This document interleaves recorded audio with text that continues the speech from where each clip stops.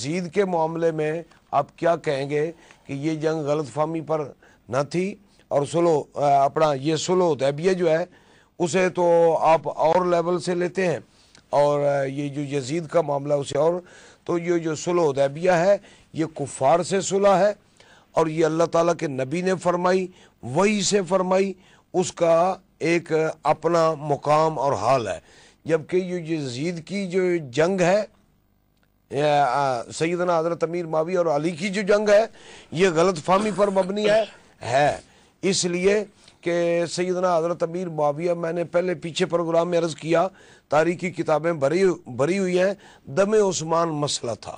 لیکن یہ نوبت جنگ نہ چاہیے تھی، جبکہ یزید اور امام حسین کی جنگ جو ہے یہ اصل میں باہم حق و باطل کی جنگ تھی۔ حضرت امام حسین رضی اللہ عنہ خلافت علی منہاج النبوہ پر ڈٹے ہوئے تھے، اور یزید اسلام کی اس خلافت کا مذاق اڑا رہا تھا، اس لیے یزید کی جنگ غلط فہمی پر نہیں ہے، اسلام واضح ہے۔ اسلام نہیں کہتا یزید کو کہ تو شراب پی، محرمات سے نکاح کو جائز رکھے، غلط امور کو تو رواج دے وغیرہ، اور یوں خون ناحق بہائے، اور پھر اہل بیت رسول کا یہ جب حکمران کس غلط فہمی میں مبتلا ہے، وہ غلط فہمی نہیں ہے بلکہ وہ ارادی ہے، قصدی جنگ ہے۔ اور اس پر میں آپ سے ایک اور درخواست بھی کرنا چاہوں گا، کتب تاریخ اور بالخصوص نام نہاد دعوے داران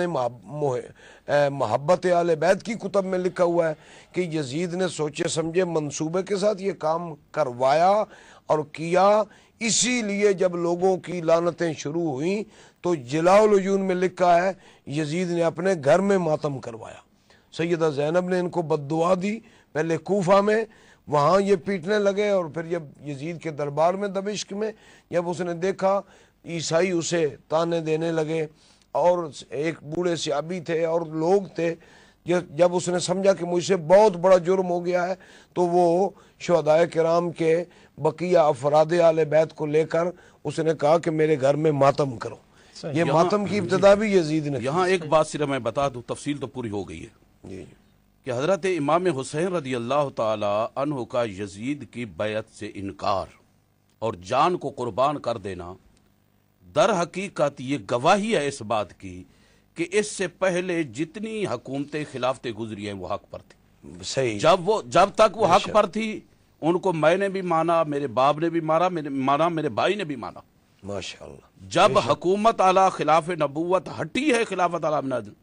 ہم نے جان قربان کر دی، باطل کے ہاتھ میں ہاتھ نہیں دیا۔ یہ امام حسین رضی اللہ تعالیٰ عنہ کا یزید کے مقابلے میں نکل کر آنا اہل سنت و جماعت کے مذہب کی تائید ہوتی ہے،